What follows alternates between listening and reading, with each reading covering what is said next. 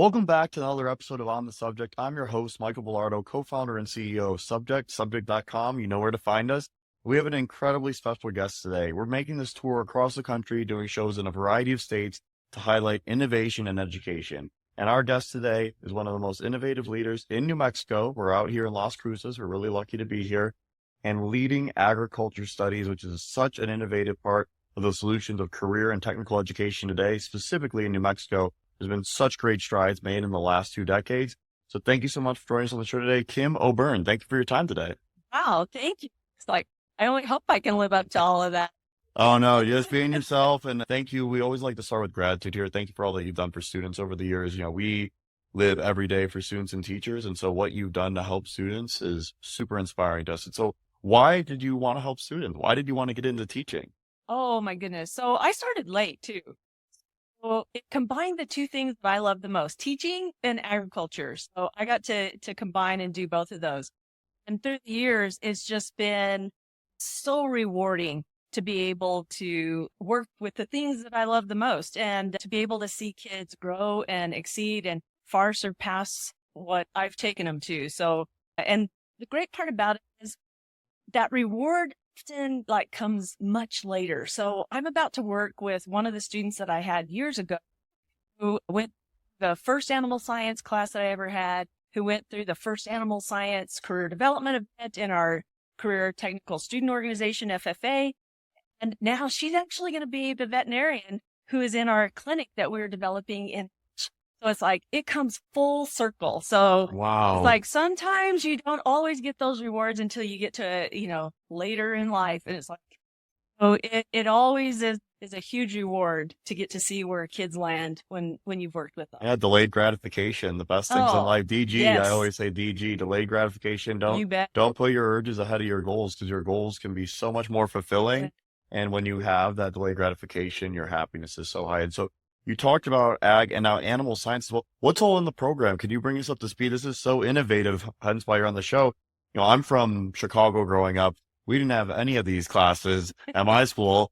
And so I always say, if you don't see it, you can't dream it. So if I'm not exposed to this, how am I ever going to even be aware of these possibilities? So what's your program like, and what have you been able to develop? Yeah, very good. And actually, you have a very innovative farm right in the middle of Chicago that is in a school, because I've done some professional development. Let's go. There. So you will have to check. I got to go back. Yes. I got to go back to high school. There you go. So we live in the chili capital of the world there in Hatch, New Mexico. And so if you're not involved in agriculture, which you are, because you either consume it or you produce it. So it's the one thing that everybody has to have every day. Sometimes I don't think they realize that it comes from a field. It doesn't just come from a store. We're actually when we talked about some of the issues that were in agriculture, one of them was water, the scarcity of it and the cost of it, and the need to find ways to deal with that. So we researched, we did a lot of work. And so we were able to obtain a grant. We obtained a grant. And so with that, we put in a freight farm. So it'll grow 3.5 acres of crop using 97% less water. And it's all done through technology. So it's computerized, you put in the recipes, and we just planted our first trays of lettuce. So we'll have 500 head of lettuce to actually harvest on December 17th. Wow. And then every week after that, we'll be harvesting over 500 head of lettuce. We're only farming half the farm right now till we make sure that we're able to get this done. And then we'll put in the other half of the farm. The other thing that we're doing is, one of the other things that we noticed is that, we have a lot of stray animals, and our kids don't really have a way to be able to intern or to work in the medical field. So we decided, I have a good friend who teaches on the reservation in Cayente, Arizona. And I've been to his facility numerous times taking kids. And why can't we do something similar here? We're putting in a veterinary clinic that will run a couple days a week. And on the other days of the week, the kids will be doing grooming. So they'll be running a grooming business, where they get hands-on experience. And like I say, you can't learn something until you get your hands dirty.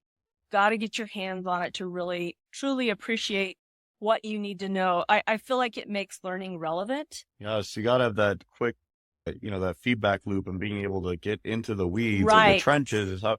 And you had mentioned something off camera before that I thought was really exciting. Talk about the TikTokification of education or just anything with young people. Gen Alpha just entered high Yeah. school.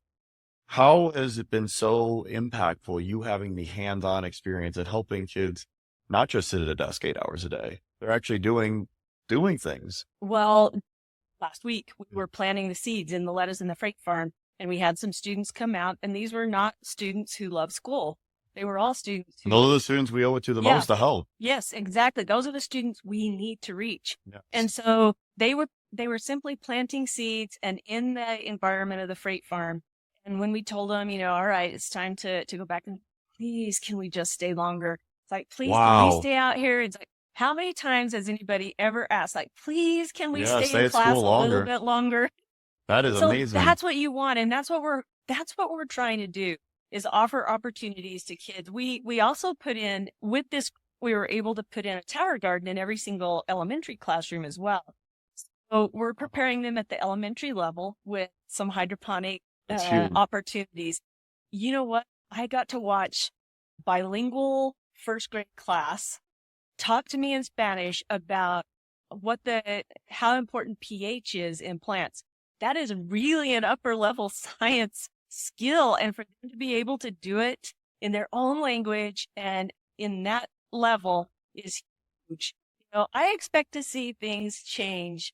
I mean, it's going to take time, but I see things start to shift, and they're moving towards a higher level, a higher skill level, and being able to actually show what they know. So that's a Yeah, huge because New plus. Mexico or Hatch is a very diverse district Oh, and you bet. a really large Latino population. I'm Colombian, dual citizen, and grew up in an EL household. I think it's really exciting, some of this stuff with the bilingual education. Could you tell us more about how that has progressed in the district? Oh, certainly.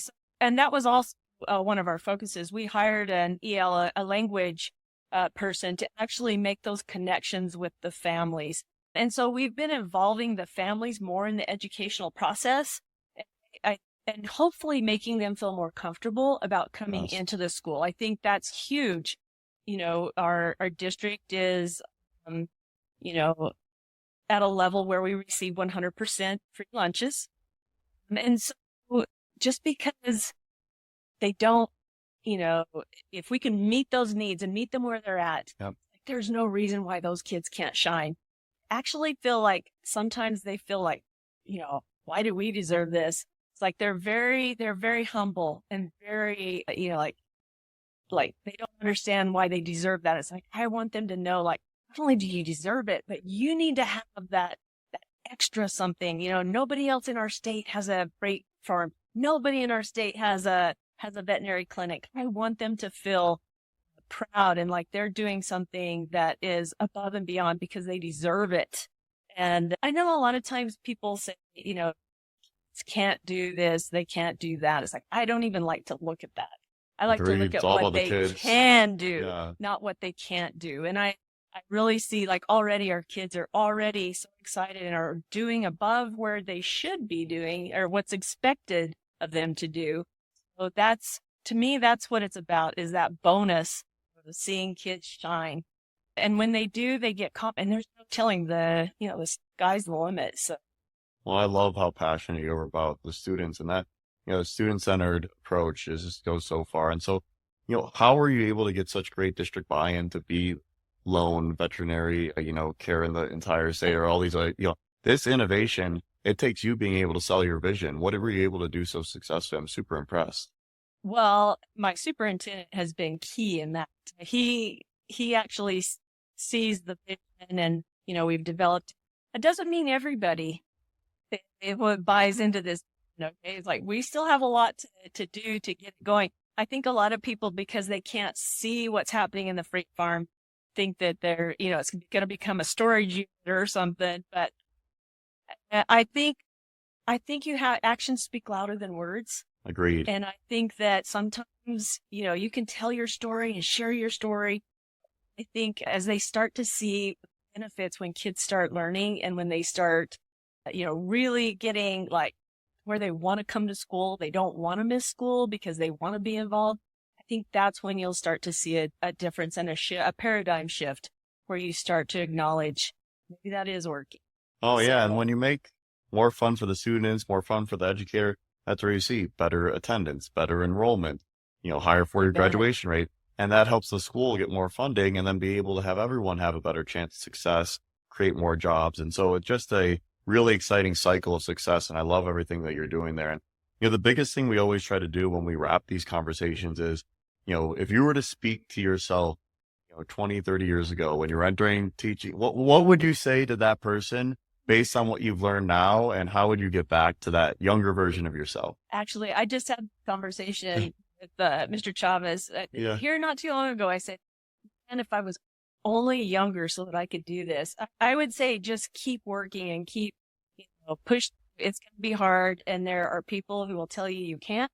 Yes. There are people who will say it's a dumb idea. There are people who will say, why would you want to do that? It takes too much time or it takes too much money. Like, do it anyway. It's for the kids. And I think that's those kids are going to be taking care of me someday. Those kids are going to be running our country. Those kids. Yes, they are. They're the future leaders of society. They're the future leaders.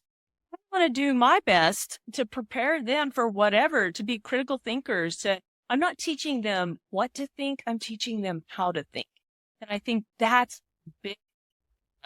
big kicker right there is, what I teach them is going to be outdated very soon. But if I can teach them the skills to learn new things and to try new things and not to be afraid of stepping outside of what is normal and what is accepted, then I think that's the key right there. So, you're going to face haters and doubters your whole life. All your life. And you got to be good at being able to overcome. And, I love what you had to say, because if you give someone a fish, you feed them a day, but if you teach them how to fish, they can feed themselves for life. And so I really appreciate all your insight, Kim. Where can we find you on social? Where should we tell the fans to be able to find you on social? Anywhere you want them to go? Yeah. Do you have LinkedIn presence, Facebook? I do have Facebook, Instagram. There we go. Facebook, Instagram, maybe even Snapchat. But we really want to continue to highlight the most innovative practice in education, and some of these programs, we need them throughout the U.S. And again, I love that there's one in Chicago now, but where I grew up, Cary, Illinois, small town, and then I actually went to high school in Ann Arbor, Michigan for a year as well.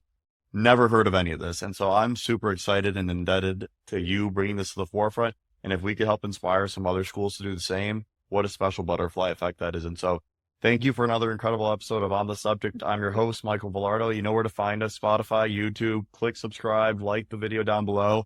And thank you so much for your time today. It was so much fun. Thank you very much. I appreciate it. Yes.